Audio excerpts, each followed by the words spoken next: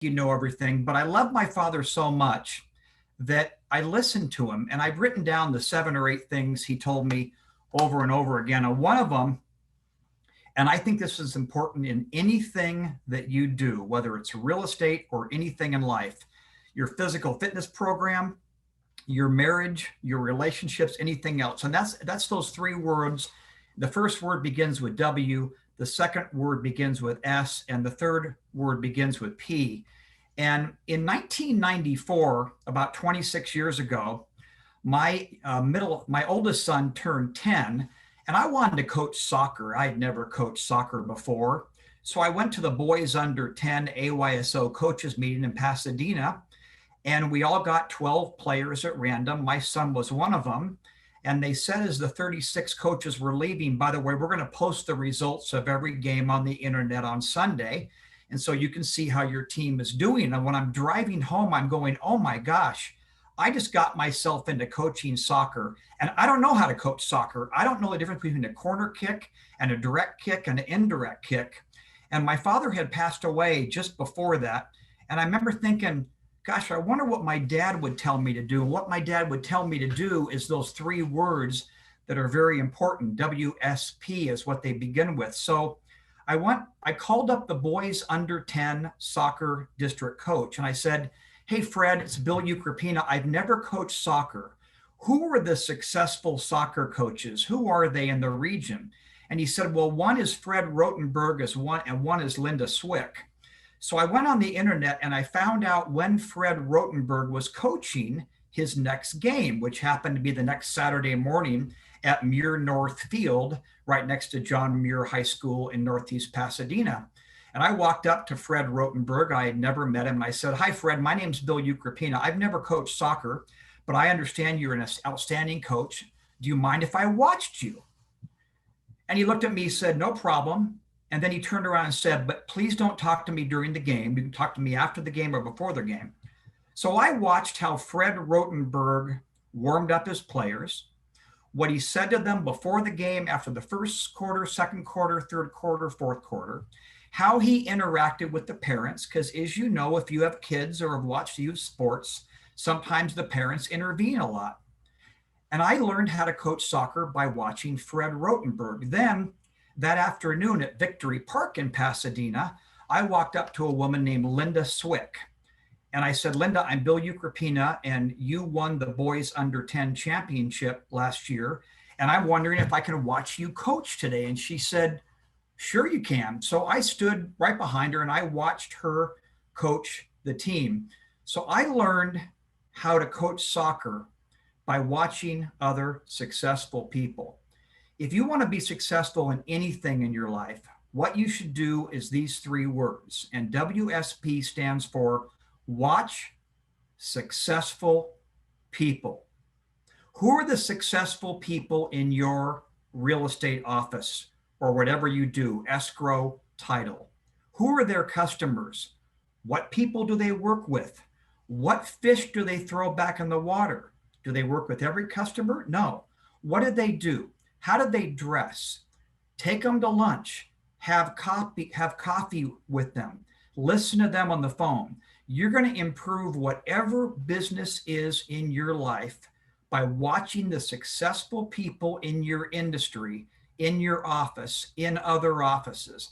I like touring space occasionally. I do mostly landlord representation because I like to watch other brokers, how they tour the space. I'll get into that later. So the first thing you're going to do to double your income is you're going to watch successful people. Next slide, Stephanie. You know, you can go ahead on the next slide. You know, some of the successful people, obviously John Wooden, he led UCLA to 9 NCAA championships. He's written books on success. David Shaw, my son played football for Stanford under Coach Shaw. My son played in the 2016 Rose Bowl game for Stanford. Dave Shaw is a great leader. Read about successful people and watch successful people. Next slide. So you want to double your income? Continue. Double the amount of people you know. Go ahead and continue, Stephanie. So what do I mean by that? If you want to double your income and you have 100 people in your database that you keep track of, The easiest way to double your income is double the amount of people that you keep in touch with. Continue on, Stephanie. So what am I talking about here? A lot of people ask me, Bill, do you go to networking events? How do you get to know people? Well, I do go to a lot of networking events. Right now, I'm president of the Fiduciary Roundtable of Pasadena.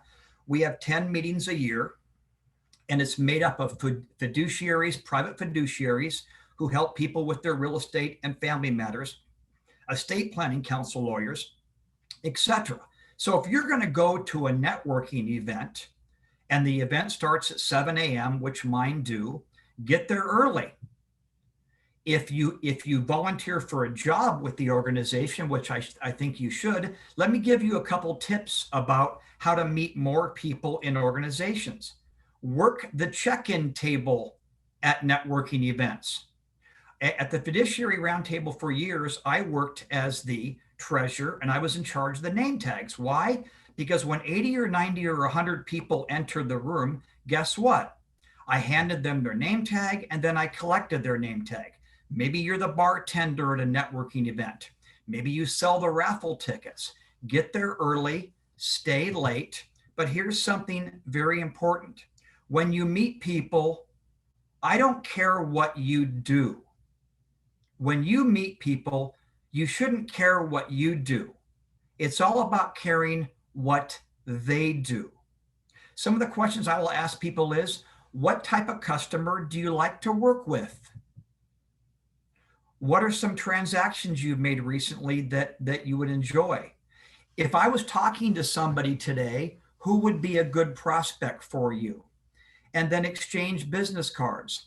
If it's somebody I want to get to know, then I will literally walk away and I will write down some notes on their business card. I'll put their business card in the front pocket, and then I will input them in the computer, and I will put in the comments section about what I learned about them. Go ahead, the next slide, Stephanie. So you want to market yourself on steroids, and you want to get better at whatever your business in, okay? So what is the common denominator of successful people? They did a study at CBRE, and they were trying to figure out the brokers that make over $500,000 a year gross. Is there any common denominator with them? Yes, there is. The first common denominator is they have large customers. So if you want to increase your income at whatever you do, you need to have larger customers. How about staying in touch with people? You stay in touch with people forever. Forever. If you finish an escrow or a title deal or a construction job or a real estate transaction with someone, why not stay in touch with them? They're your biggest resources. But more importantly, if you want to increase your income, I want you to all write this down right now. If after this speech today, you called your voicemail on your cell phone, this is important. If you called your cell phone after my speech today, and there was a perfect voicemail on your cell phone, what would that be? Well, for an escrow officer, it might be, hi, escrow officer, I'm Bill Ukropina. I own 20 buildings. I want to sell them all, and I need an escrow officer. If you're a title rep, maybe it would be, hi, I own 20 buildings, and I'm looking for a new title rep. If you sell houses or commercial properties, if you sell houses, maybe it's, hi, I heard you speak at the Arcadia Association of Realtors.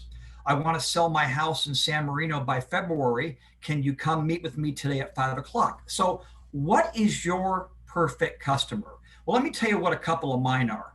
Mine would be one of two things. It'd be, hi, Bill, I heard you speak at the Arcadia Board of Realtors.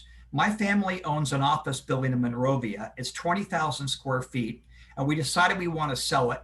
Can you meet with me this afternoon? So for me, it's somebody who wants to sell a commercial property along the 210 corridor between Pasadena and Monrovia. Or another one for me would be, hi, Bill, we're located at 225 South Lake Avenue in Pasadena in the high-rise building. Our lease expires in a year, and we want to move to Newport Beach. So for me, it's somebody who wants to sell a big property or a tenant who wants to lease a lot of space. So you need to know what it is that you want. Who are you trying to pursue? Is it companies for your escrow company to do escrows? If you're a broker that sells houses, is it large houses in Arcadia, Monrovia, Pasadena?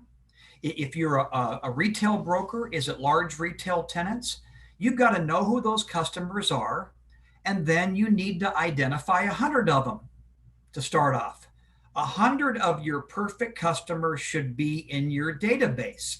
So if you want to sell commercial properties in Pasadena, you should have 100 commercial property owners in your database. It should have their name spelled correctly, their title, their email address, and you should be contacting them every 90 days. Maybe you send them an email about a building that's sold. Maybe you leave them a voicemail at night, so you don't want to disturb them during the day. Maybe you call them about a new building that just came on the market. But you have to know what you want to be successful, and then you have to identify the customers, and then you need to call them. Next slide, Stephanie.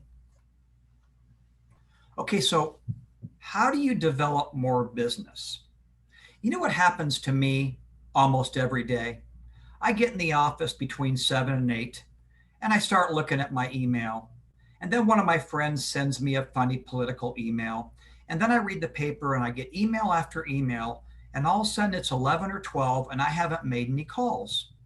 So you have to block out time at least twice a week to make your phone calls, to send your emails, to go door to door. I know going door to door is harder now with COVID, and to make your calls. If you don't do that, you won't do it. So what do I mean by blocking out time? If you blocked out today from 3 to 5 to call these prospects that you've identified, that means if somebody calls you to tour one of your buildings, you tell them to do it tomorrow. You tell them to do it later in the day. That is your time to make calls. Number 2, if you work a territory, which most of us do, you should read the local newspaper every day. You should receive your CoStar and LoopNet alerts every day. You should eat in your territory. You should do all your work in your territory. Number 3, how to develop more business. If you're meeting with a prospect tomorrow and she wants to sell her building or lease her building, or she wants to relocate, there is a tremendous amount of information that you can find out about people now.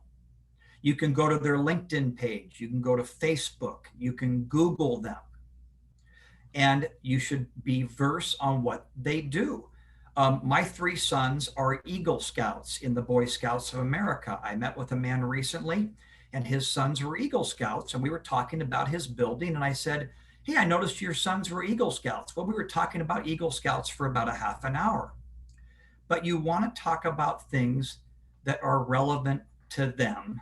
And let me tell you a story about that. I met with a woman about 5 years ago. I was referred to her. She wanted to move her office from Los Angeles to Pasadena. It was about a 6,000-foot office requirement, and she wanted to sign a long-term lease. So if I represented this company on a 6,000 square foot office requirement for 10 years, the rent would be roughly $20,000 a month, roughly. The total lease consideration would be roughly $1.5 million, and my commission will be roughly 3%. So if I can convince this woman and her company to let me represent her, I'm going to make roughly $45,000, $50,000. That's a lot of money to me. So I found out a tremendous amount of information on her. I found out that she was on the Stanford University Board of Directors and many other things. That she had a daughter at Stanford and a son at Polytechnic School. And I brought a new associate with me to the meeting. So we met at Smitty's restaurant in Pasadena for lunch. And I want to convince this woman to let me represent her, and she's interviewing me. Well, my new assistant said to her, oh, you went to Stanford. Did you see that Stanford lost that bowl game last December because the kid missed the field goal. And she turned to my young associate and she said, I don't follow Stanford football. And then he said, yeah, that was really a bummer game for Stanford. So do you see my point? If you're meeting with somebody and you ask them about the Dodger game last night and they don't follow baseball, well, stop talking about the Dodger game. You can find out much about people when you Google them. For example, if anybody gives $100 or more to a political candidate, it's a public information. So if I gave $100 to Joe Biden or Donald Trump, it's public information. So if I just gave $2,000 to elect Joe Biden, and you know that, then it probably wouldn't be a good idea for you to tell me that you're voting for Donald Trump. Stay away from controversial subjects. Talk about them. It's not about how many buildings you've leased. It's not about how many buildings you've sold. It's about them. What are their needs? Why do they want to move to Pasadena? Where are their customers? Where do your employees live? A question I love to ask office tenants is, how many parking spaces do you need for employees and visitors? Pre-COVID, of course, because it tells me how many people are going to be in their office and how many people are going to be visiting them. Next slide, Stephanie. Okay, this is a question that most people think is really easy to answer, but it's the hardest one. It's number 3 on the list. Let's go to the top first. I am best at what?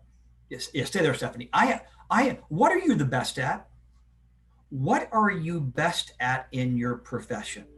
If you're a residential mortgage broker and I want to refinance my house in Pasadena, are you the best mortgage broker? If you lease retail buildings in Pasadena, are you the best?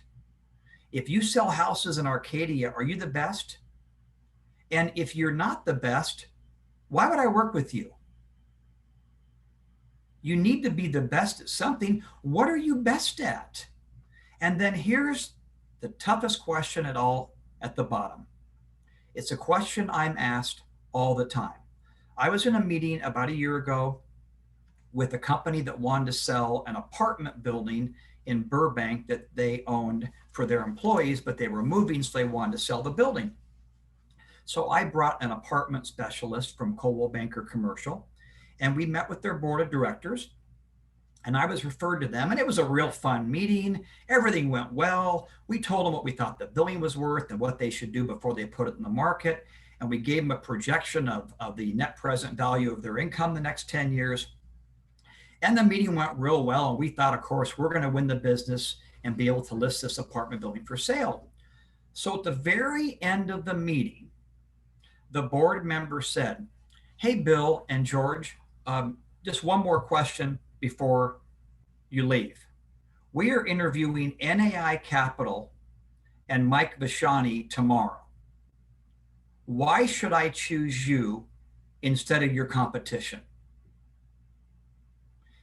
You better have that answer completely memorized and fluid. If you can't answer why you're better than your competition, you're not going to win the business. Now, some people say, I'm going to work harder. What does that mean? What, you're going to work harder? Why should somebody choose you over their competition? Well, I'll give you a couple answers. If it's a building that's for sale, perhaps your answer is, my team's going to contact more buyers. And here's how we're going to contact them.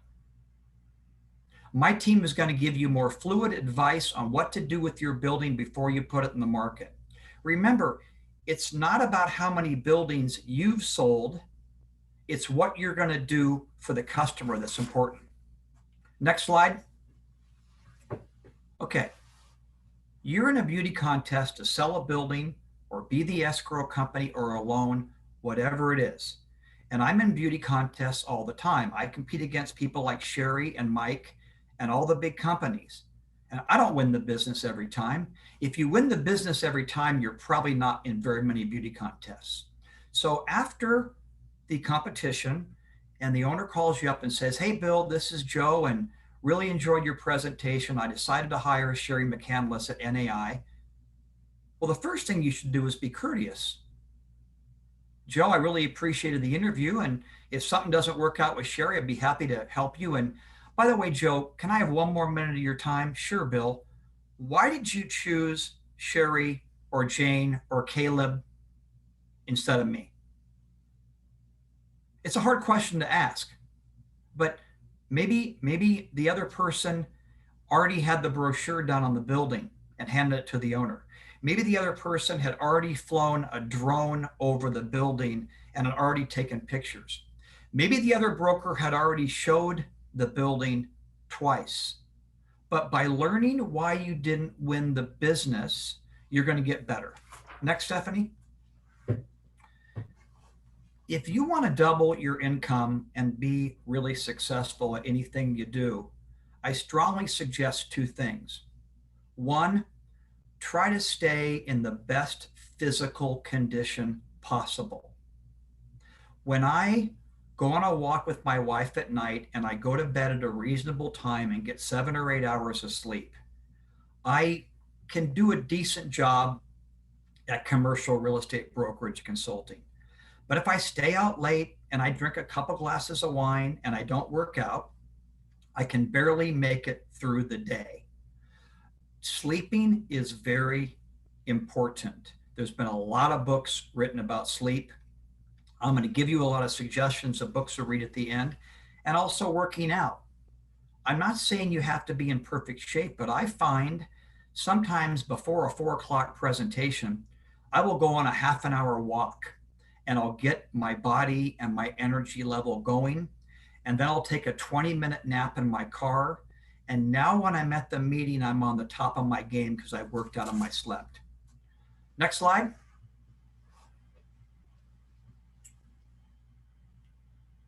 Okay, marketing brochures and social events. All of you should have a marketing brochure that says what you do. So if somebody's called your voicemail during this speech and they say, "I would like to see you today about hiring you. Can you send me some information on yourself?" You should have a brochure. Okay. Also, I host social events, which I'll talk about later. But go ahead, Stephanie, and show my marketing brochure. So here's my marketing brochure. And I spent a long time on it. Gives you an example of what I do. Basically, it says on the top what I do for a living. It talks about me. It has testimonials. So when you lease or sell a building or close an escrow or do a loan with somebody, it's a perfect time to get a testimonial. It talks about how much I give back to the community. And then, because I do a lot, I've been on 3 City of Pasadena commissions.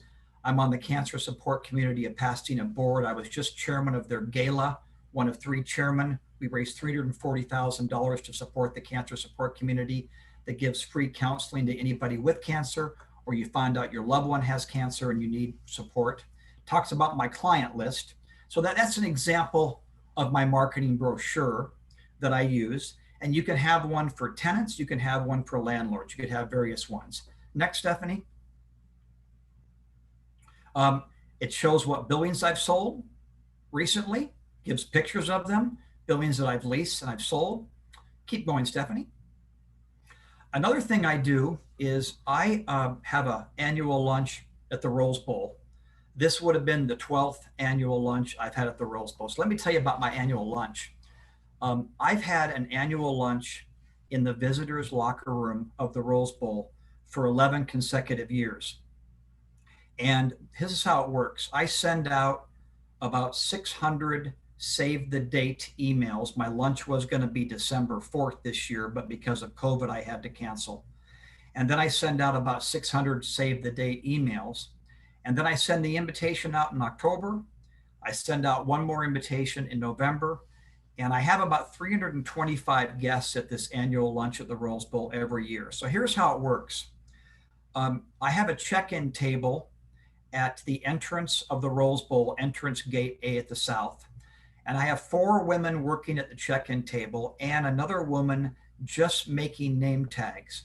And I have all 325 name tags on the table in alphabetical order because I have to get 325 people through a line in a half an hour. There is no line at my check-in table.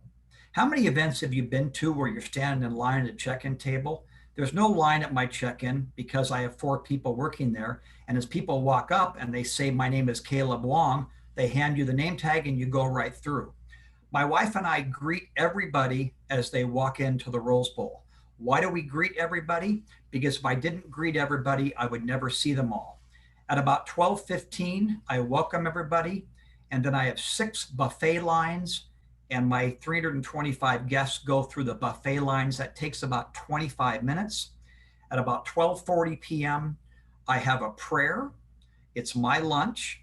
I have a prayer. If you want to bow your head or don't, that's up to you. The prayer takes about 2 minutes. I then introduce people in the audience, not very many. The LA County Supervisor, Catherine Barger, is normally there. The now former Mayor of Pasadena, Terry Tornick. And then I have a speaker. And my speaker goes from about 12:45 to 1:10. And then I have 5 minutes of Q&A. And then my lunch ends at 1:15. Not 1:16. My lunch ends at 1:15. I have been to a lot of lunches and dinners and fundraising events, and they go on to 2 or 2:30. You're losing everybody. After the book signing, after the speech, my speaker has a book signing. So last year, my speaker was Dr. Barry Corey, and he was the president of Biola University. And he wrote a book called Love, Kindness, about just that, love and kindness. And after the lunch, he signed about 125 books. And I tell my guests, if you can't stay around for the lunch, then all you have to do is hand me your business card and write on the back of the card what you want, who you want the book signed for. And then I mail them or deliver the book as soon as I can. I do not talk at all about my commercial real estate business at this event. It's purely social. I don't have sponsors. I don't charge anything. It's just my annual holiday lunch at the Rose Bowl, and it works well for me. Next slide. I want to talk about sarcasm and follow up a little bit. I like going on tours with brokers and others, and I certainly like to go to comedy clubs occasionally, and I like to have fun and be a little bit sarcastic occasionally. But have you ever met somebody and they're sarcastic all the time, and they're always joking around? Well, sometimes when you joke around with people, it's hurtful. I remember we walked into a meeting one time with Mormons, and most Mormons I know don't drink alcohol or smoke cigarettes or drink coffee. And the person that walked in the meeting said, well, I bet you guys don't want any coffee, tea, or cigarettes. And you can tell it really wasn't very funny.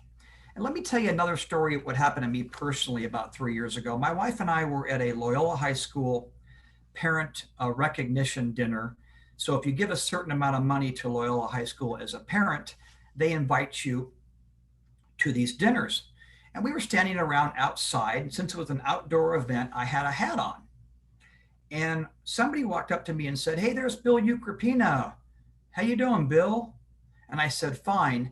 And he walks up to me and he starts tapping my hat off my head, which was totally inappropriate. And he says to the 10 or 12 people in the circle, a cocktail party, he says, Bill Ukropina is wearing a hat because he doesn't have any hair and he's covering it up. Now, you may think that was funny. And, I thought it was sort of funny, but something, when you say sarcastic things, people often are offended. And in my opinion, your first joke is funny. Your second joke isn't very funny.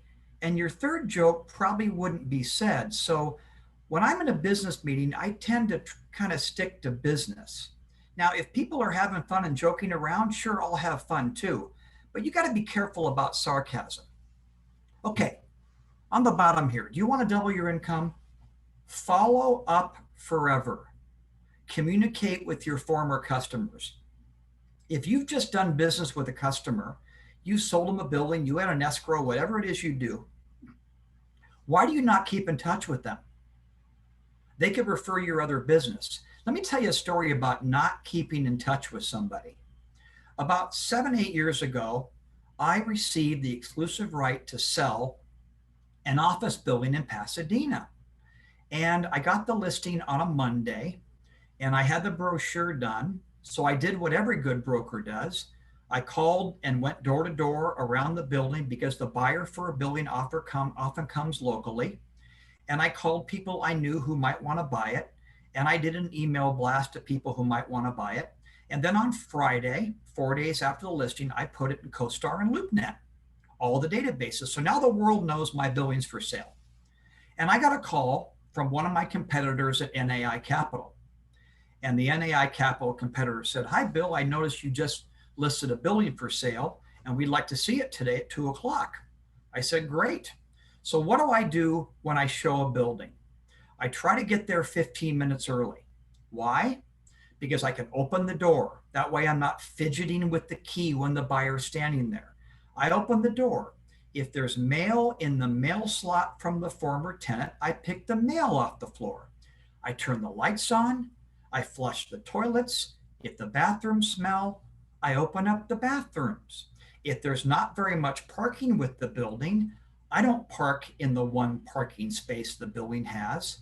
I walk down the street and park other places. I turn all the lights on. Now the building looks its best, and I try to be standing in front of the building 5 minutes before. Oftentimes people come early. They were touring 4 buildings. They didn't like the one before your building, so they come early. And if you're sitting there fidgeting with the key, and then you open the front door and all the mail slot, all the mail's on the floor, that doesn't look very good. So I stand there in front of the building, and when the tenant walks up with their broker normally, I will say something like, "Welcome to 110 East Huntington Drive in Monrovia. Are you familiar with the area?" If they say yes, then I say great. If they're not familiar, I'll say 110 East Huntington Drive is a 48,000 square foot building. We have 15,000 feet available. We have 50 free parking spaces. Right there is the corner of Huntington and Myrtle. This is ground zero in downtown Monrovia. The 210 freeway is only a third of a mile south. There's 16 restaurants 3 blocks north on Myrtle. I'll sell the area a little bit, and then I'll walk them through the building. But before I walk them through the building, I'll say, "Tell me about your needs. Office space, loading, electrical." Well, if they say I need 400 amps of power and a ground level door, during the tour, I'll show them the power panel that they have 400 amps of power, or I'll show them the loading door. And then at the end of the tour, I will say, have I answered all your questions? And that way, that you are in control and you do a good job.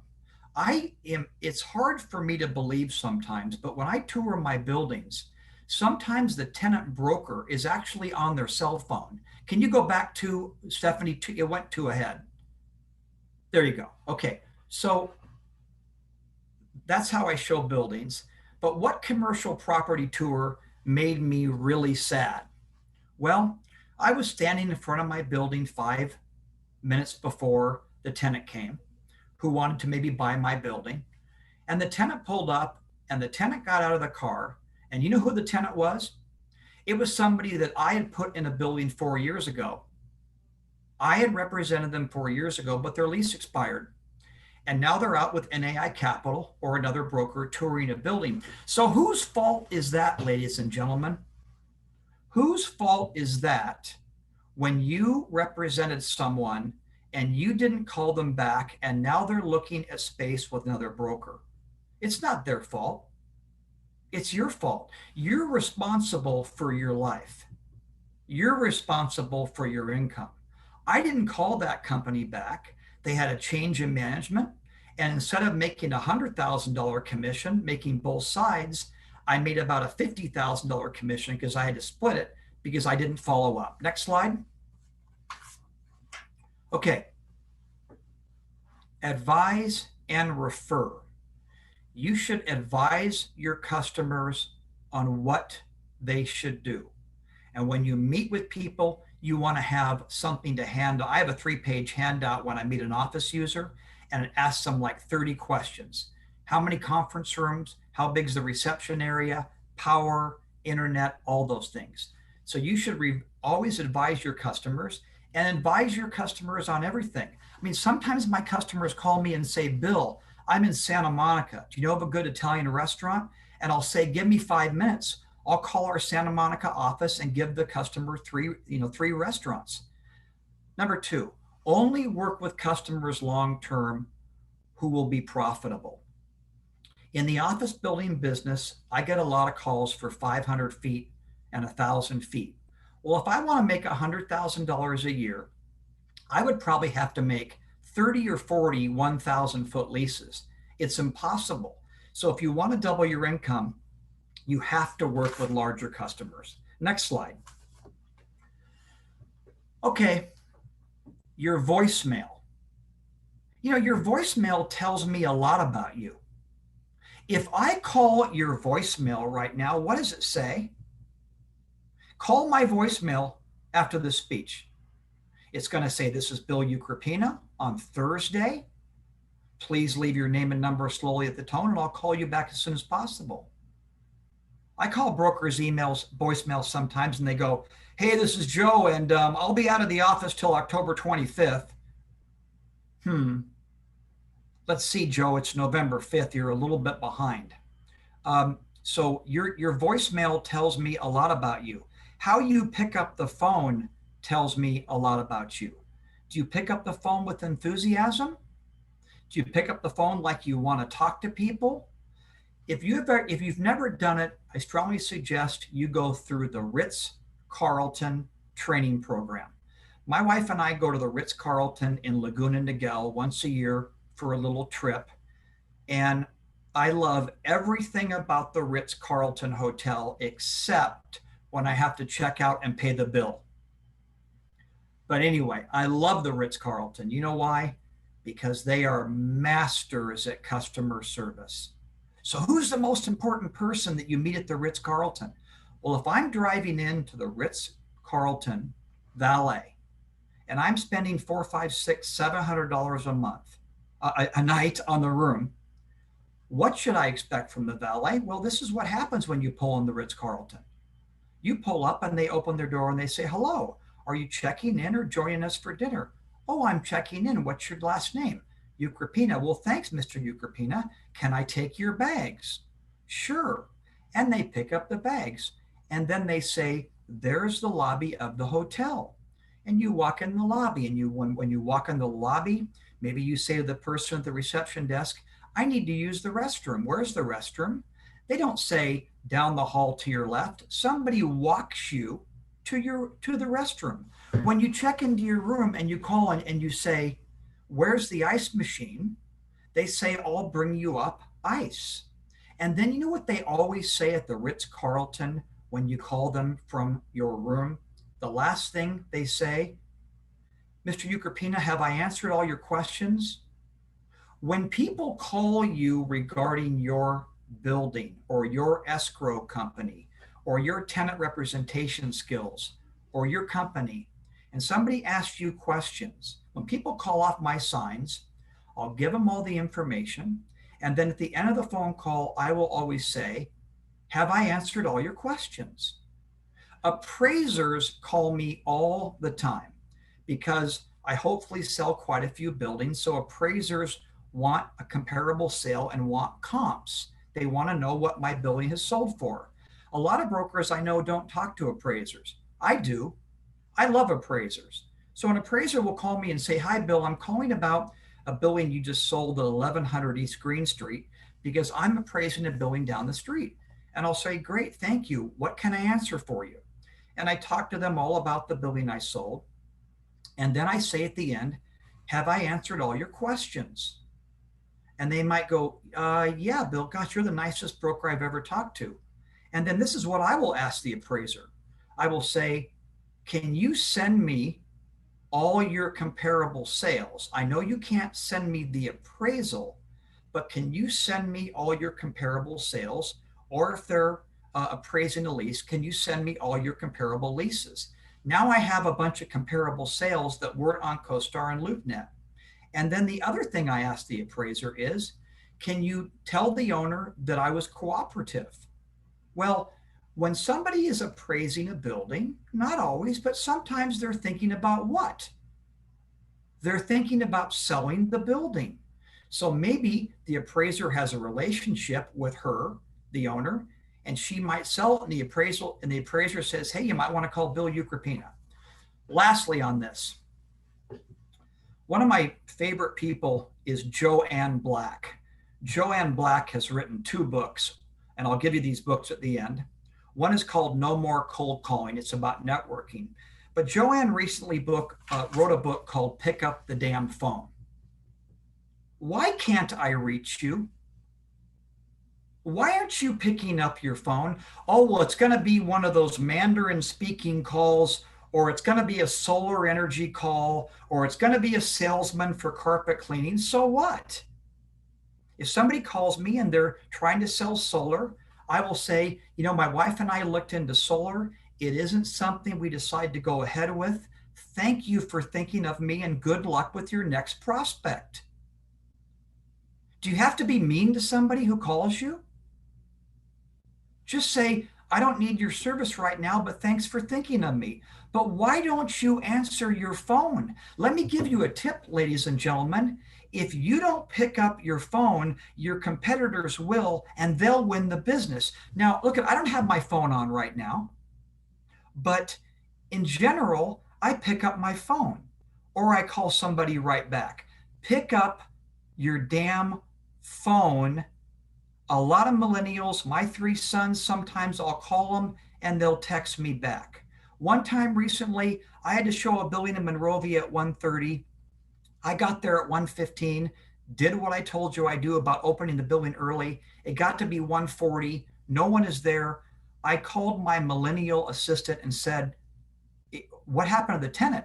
And my millennial assistant said, I sent you a text. Really? If I'm canceling a meeting with you, I'm not going to send you a text. I'm going to send you a text and I'm going to call you and I'm going to make sure you got the message. But pick up your phone and call people. Next slide. Okay, don't be Bruno. Do any of you know who Bruno is? I got out of college in 1979 and I had to buy a suit because I went to work for Xerox Corporation, and at Xerox, all the salespeople wore suits. So I was walking around the Santa Anita Mall in Arcadia, and I met a guy named Bruno, and he was selling suits, and I had just gotten my first credit card for $1,000. And after being with Bruno for an hour and a half, he was the nicest guy in the world. I bought 3 suits, 3 ties, 3 shirts, 3 belts for about $1,000, and it included tailoring. It's a lot of money back then. Remember, I went home, my dad said, did you use your credit card? And I was kind of embarrassed because my credit card was tapped out. And then when I picked up the suits, Bruno was so nice to me. He was the nicest guy in the world. I'll never forget, 3 days later, I was in a movie theater line and I turned around and there was Bruno. You know, the real nice guy that sold me the suits. And I said, hey, Bruno, it's Bill Ukropina. I was the guy that bought the suits from you. And he looked at me and he went, oh yeah, hi. And I remember thinking to myself, I will never, ever treat people that way. Do you treat people courteously only because you want to win business? Or are you a courteous person all the time? I'll tell you, the dumbest thing you can do if you don't win business and you see the person that didn't choose you the next day, the worst thing you can do is snub them.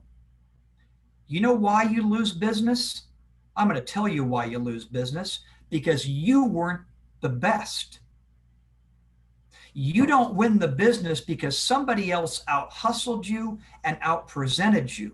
So if you see the person that didn't choose you, walk up to them and say, Frank, hey, Bill Ukropina, thanks again for letting me present. I hope we can do business again. Don't blame others for not winning business. Next slide. Next. You know, I think you have to spend time in your life with people who are positive. I know we have relatives and neighbors who aren't. Maybe we're going to have Thanksgiving dinner with some downer people, but associate your life with people who are positive. And when you talk to people, if it's raining, it's better to say, gosh, it's raining. We really need the rain in Pasadena rather than, gosh, it's raining. I forgot my umbrella. So associate with people who are positive and people who think the world's doing well. Next. Okay, work and family. What I try to do is go home at a certain time. And what I will do, if there's a bunch of calls I haven't made that are more personal calls, I'll write those calls down and try to make them on the way home. But I will always check my email every day and try to return email and voicemails before the end of the day. And as John Wooden said, be quick and do not hurry. I make mistakes when I'm in a hurry. I'm rushed to get out of the office for lunch. I send an email to somebody and there's mistakes because I hurried. You're better off not sending the email and saying it later. Next. Okay, so I'm just going to go through tips and I'm going to finish up. Volunteer because you like the organization, not to find customers. Join networking groups where your competitors are not in the group. Hire people on your team that are better at certain tasks. I'm a lead generator, but I'm not real good at process. So have people on your team that are good at things that you're not. Proofread your emails before you send them. I still send out emails that are wrong, and it's embarrassing when people see it. What I do, if I'm going to send an important email to you, I will often print it out and have my receptionist read it over with a red pen. I can read an email 4 or 5 times sometimes, and I don't see mistakes. Improve yourself and become more knowledgeable every day about your real estate career. Proceed, Stephanie. Okay, support your customers. If you work in Arcadia or Glendale or Eagle Rock or Altadena, do business in your territory. If you leased a dry cleaner, a building, go to the dry cleaner. Eat in your territory, do business in your territory, support your customers. If you just sold a building for an insurance company, buy auto insurance from your customer. Go ahead. Next. Okay, we're wrapping up here. How do I get referrals? People ask me that, oh, hey, Bill, how do I get referrals? Let me give you the secret about getting referrals. You want to know how to get referrals? You give referrals to people.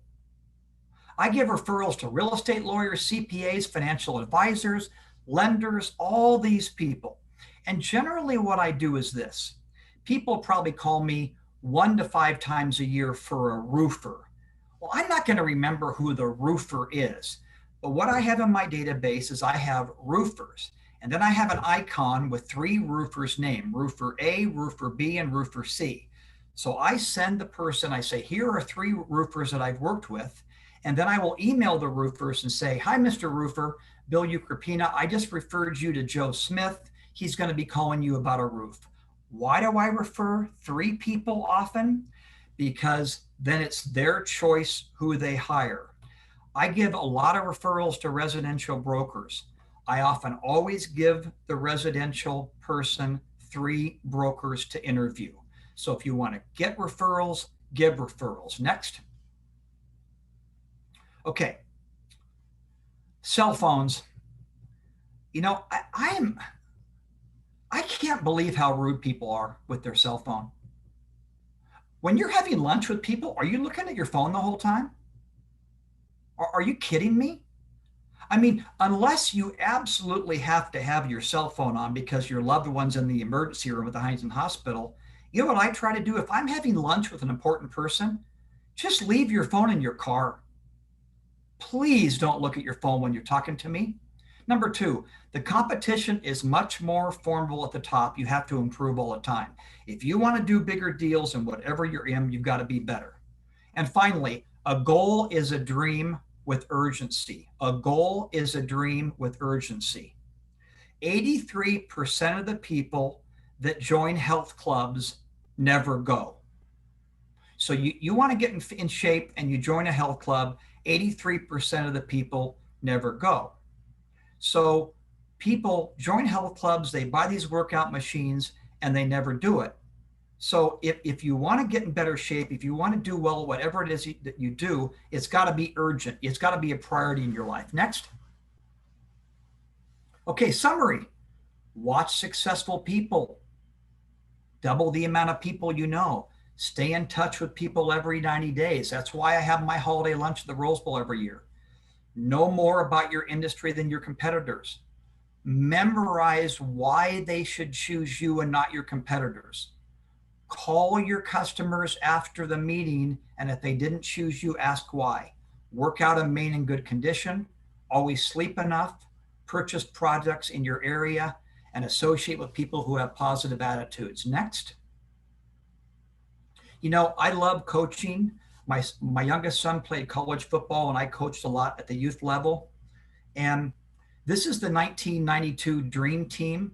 It was the first time in America they let professional basketball players play in the Olympics. If you remember, before 1992, professionals were not allowed to play in the Olympics in different events. So this was the Dream Team. Let me tell you a quick story about the Dream Team.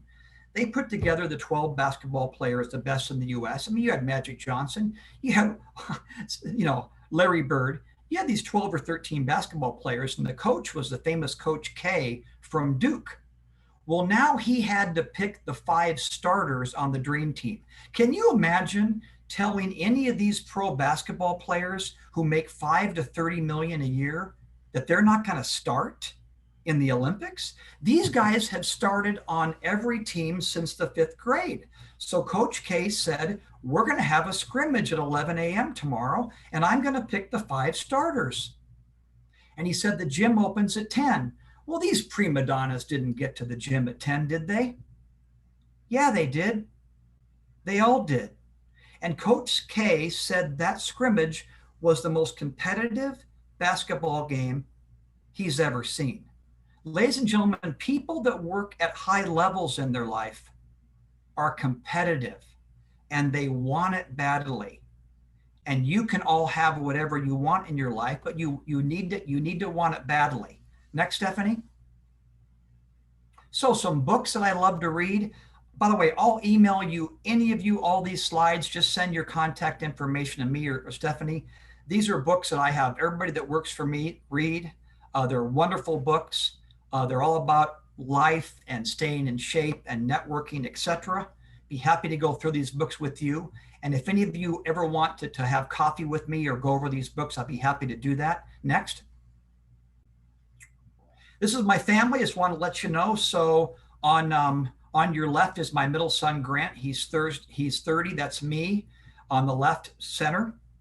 And that's my new daughter-in-law, Allison, and my son, Nick, at their wedding a year ago. That's my wife, Lenan. That's my son, Conrad. And I feel very blessed to have 3 boys and been married. Go ahead. Next. And I really appreciate you listening to me. Anybody have questions?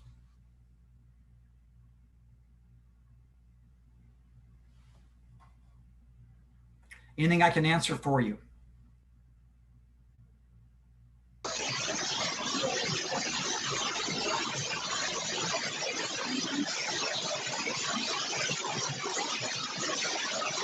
If you want to ask a question, you're going to need to take it off mute.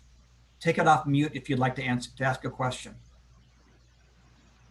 Well, I sure appreciate everybody listening. I look forward to networking with you. If you have a service that you can provide to me and to my commercial real estate practice, I'd love to hear about it. Stephanie, I really appreciate being able to speak to the Arcadia Association again. And I wish all of you the best in your profession. And you've got my number there, 844-2200, if you ever want to talk. Thank you so much, Bill. We truly appreciate you being here with us. And if anyone has questions, Bill, you could reach out to him directly. You could also reach out to me, and I can make sure your question gets to Bill. But other than that, we really appreciate you, Bill, and we hope everyone has a great rest of their day, a rest of their week, and thank you again. Thank you, everybody. Have a great week. See ya.